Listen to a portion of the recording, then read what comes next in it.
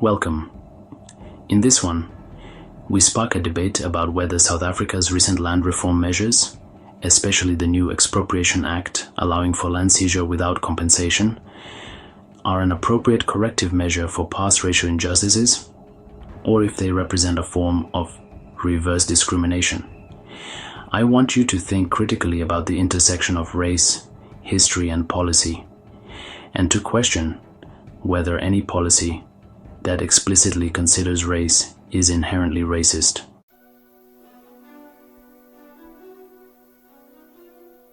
We will be addressing historical inequalities, detail the Expropriation Act of 2024, look at domestic and international reactions, sprinkle in some criticism and political rhetoric, add historical context, discuss implications for US-South Africa relations, and wrap it up with some broader philosophical questions.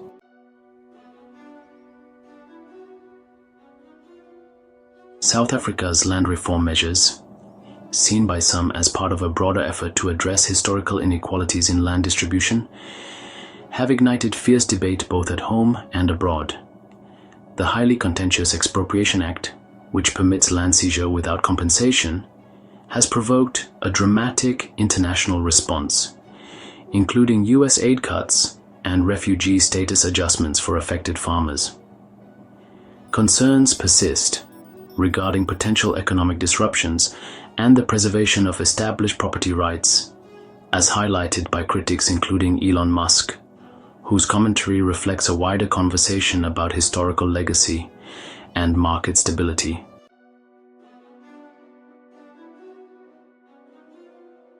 But overall, as the title of this video and thumbnail suggest, are the policies and actions of the ANC and Ramaphosa truly racist? I will do you one better. If they are, is that a bad thing? Before we go further, let's be clear about this channel's mission. I'm not here to push an agenda or deliver opinions. I'm here to lay out a raw, unbiased look at today's events, even if it rattles your comfort zone. If you find what I say triggering, good. It means the discussion is on. Drop a comment, hit subscribe, and join the debate so I can sharpen this platform. Today's episode zeroes in on the tangled state of South African and US relations, and I'm not shying away from asking the hard questions.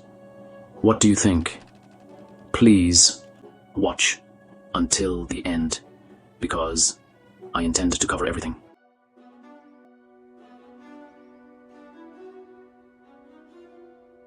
Now, South Africa's sweeping new land reform measures, designed to rebalance a legacy where a mere 7% of the population holds 72% of farmland, have ignited fierce debate both at home and abroad, which has led to US aid cuts and refugee status adjustments for affected farmers.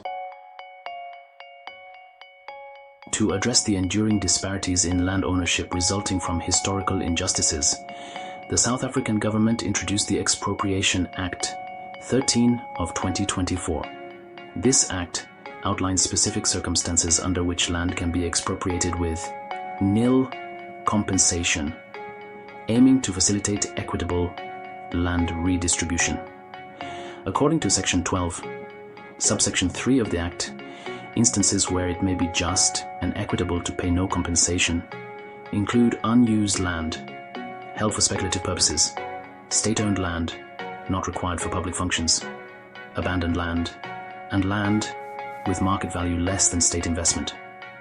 This provision has been a focal point of debate and has elicited varied responses, both domestically and internationally.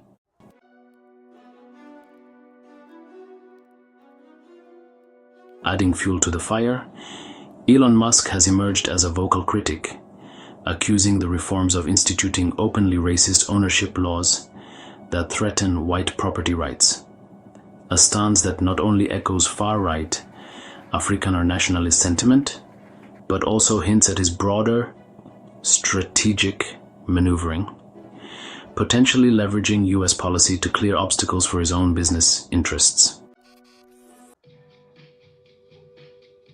Let's talk some history for perspective, because this is not the first Government Expropriation Act. The Expropriation Act of 1975 was a legislative measure enacted by the South African Parliament to provide the government with the authority to expropriate land and other property for public and certain other purposes. This act outlined the procedures and conditions under which such expropriations could occur, including the determination of compensation for the affected property owners. At the time of its enactment, South Africa was under the leadership of Prime Minister John Vorster, who served from 1966 to 1978. The ceremonial position of state president was held by Jacobus Johannes Fouché until April 8, 1975, followed by acting state president Jan de Klerk from April 9th to 18th, and then Nicolas Johannes Diedericks from April 19th onwards.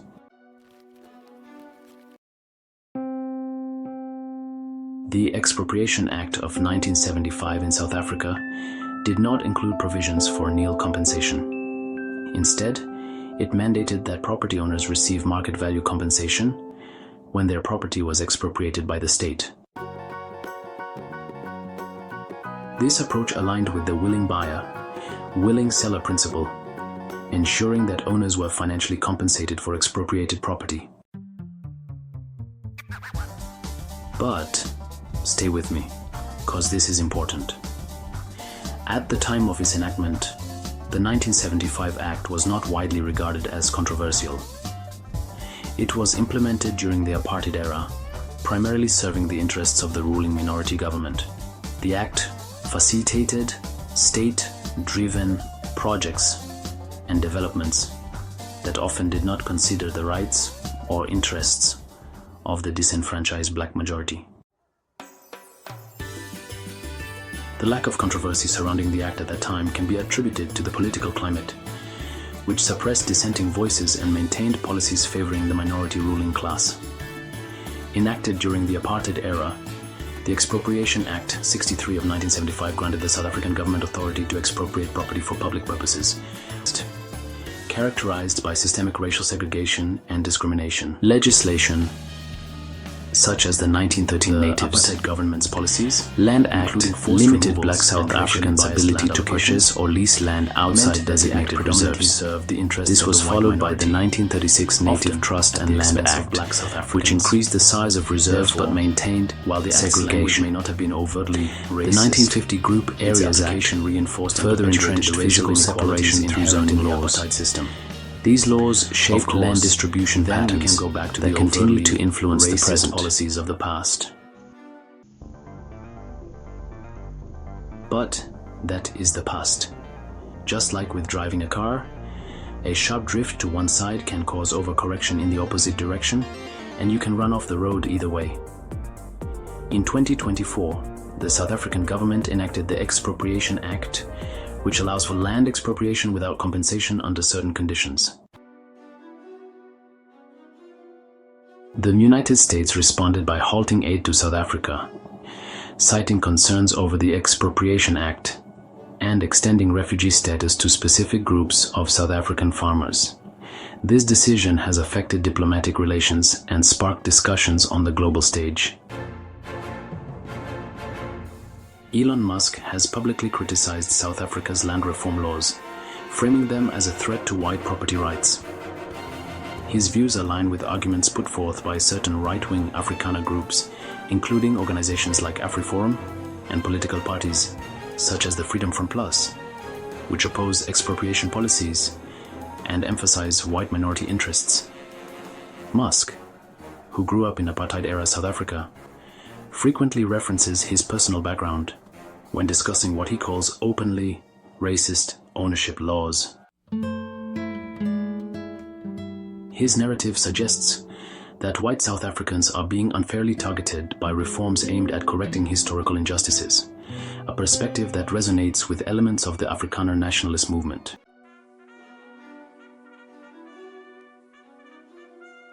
Musk's rhetoric resonates with far-right Afrikaner nationalist groups that view South Africa's post-apartheid policies as a threat to white property rights. By echoing and amplifying these narratives, he helps create pressure on US policymakers to adopt a tougher stance against South Africa.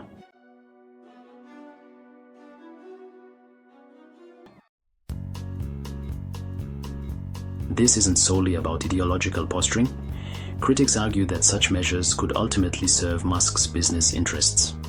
For example, his Starlink satellite network has faced regulatory hurdles in South Africa due to affirmative action rules, and a tougher US policy might help clear the path for his operations.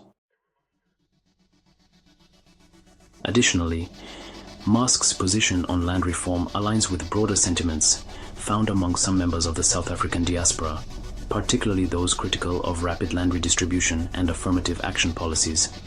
His connections to other South African-born entrepreneurs, such as Peter Thiel and David Sachs, further reflect this viewpoint.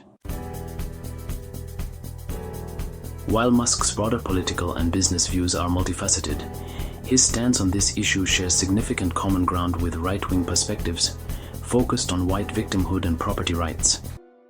In a sense, Musk is using his celebrity and political clout not just to influence domestic policy, but also to reshape US foreign policy toward South Africa.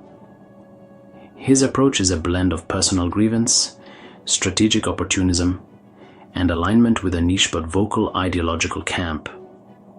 While his direct power is circumscribed by the checks and balances of American governance, his role as a major donor and public influencer allows him to steer conversations and potentially sway policy in ways that align with his own views about South Africa's legacy and its current policies. This convergence of personal history, business interests, and political strategy illustrates how Musk is pushing a separate agenda, one that transforms his early life experiences and criticisms of South Africa into a tool for influencing international policy.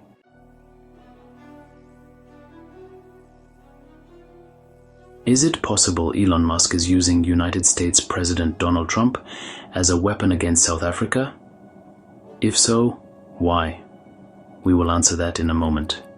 First, let's zoom out just a bit. The land reform policies in South Africa are part of an ongoing process related to historical land ownership patterns. The policies and their broader effects remain a subject of discussion among stakeholders at national and international levels. Some argue that equitable land distribution is essential for sustainable development and economic inclusion, while others raise concerns about its impact on agricultural productivity, investment, and property rights. Additionally, international observers, including foreign governments and multinational organizations, continue to monitor the situation, considering its potential influence on economic relations, trade agreements, and human rights discussions. In many places, land belongs to the government. We could discuss, but that would be a departure. So instead, let's look at a couple key players.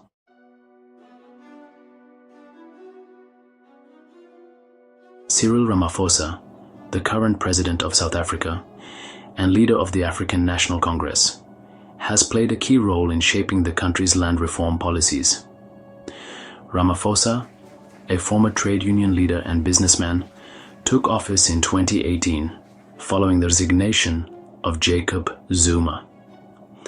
Under his leadership, land reform has been positioned as a crucial step in addressing historical injustices and promoting economic equality. His administration has sought to balance the need for redress with economic stability, though challenges persist in implementation and public reception. The ANC, South Africa's ruling party since the end of apartheid in 1994, has historically been at the forefront of advocating for social and economic transformation. Founded in 1912 as the South African Native National Congress, the organization played a crucial role in resisting colonial and apartheid rule. Over the decades, the ANC evolved into the leading force behind the anti-apartheid struggle, culminating in the democratic transition led by Nelson Mandela. Since assuming power, the party has implemented various policies aimed at reducing inequality, though it has faced criticism over governance issues, corruption, and economic performance. South Africa's relationship with the United States stands out as its most critical international partnership, serving as a cornerstone for economic growth, technological transfer, and defense cooperation.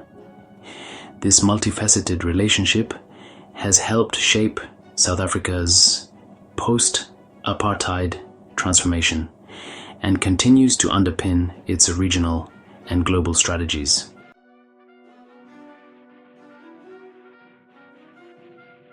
The US-South Africa partnership is not just about economic exchange.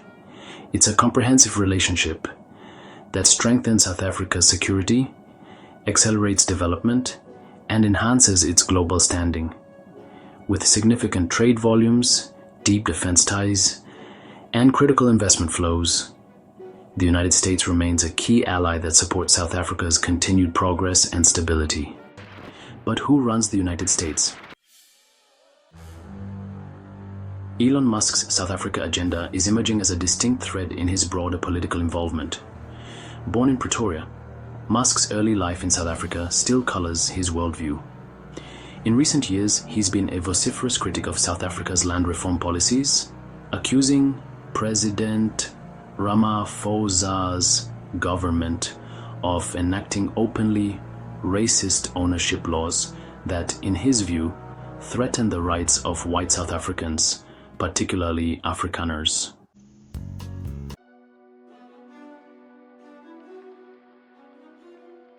Although Elon Musk's influence is undeniable, whether through his leadership of transformative companies like Tesla and SpaceX, or his advisory role in initiatives like Doge, it would be an oversimplification to say that he runs America.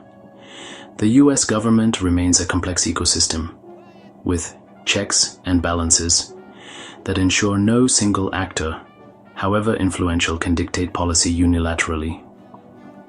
Musk's role, controversial as it may be, is just one part of a larger dialogue between technology, policy, and public accountability.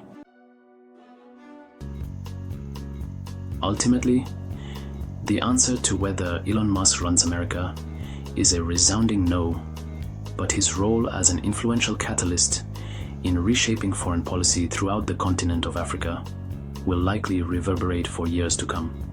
South Africa's land reform policy, particularly the Expropriation Act of 2024, is designed to address historical land ownership disparities resulting from apartheid-era laws.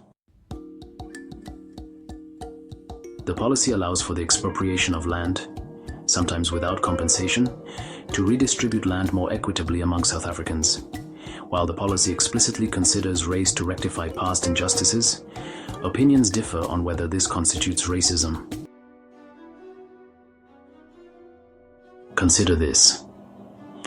South Africa has a well-documented history of race-conscious policies. Wouldn't you say that each of the policies we have discussed were at least that, if not racist? Let's review.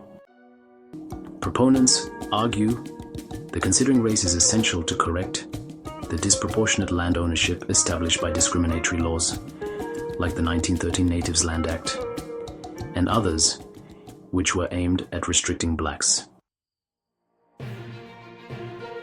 The South African Constitution permits land reform measures to achieve equitable access to natural resources, suggesting that race-conscious policies are legally sanctioned to promote public interest. However, this could just as easily be seen as overcorrective steering that ends in the same place we started. Reversing discrimination does not end discrimination, right?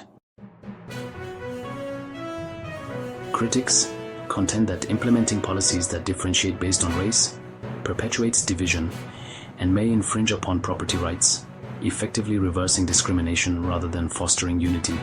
Figures like US President Donald Trump have labeled the policy as discriminatory against white landowners, leading to actions such as halting aid to South Africa. The characterization of South Africa's land reform policy as racist depends on one's perspective. Supporters view it as a necessary step to rectify systemic inequalities rooted in racial discrimination, while opponents see it as a policy that enforces racial distinctions, potentially leading to new forms of inequality. But to bring this to a close, one argument I cannot get away from is this: isn't any policy that considers race racist? But then, I guess maybe our ancestors had it right. Maybe racism isn't always bad, just depends who the victim is, I guess.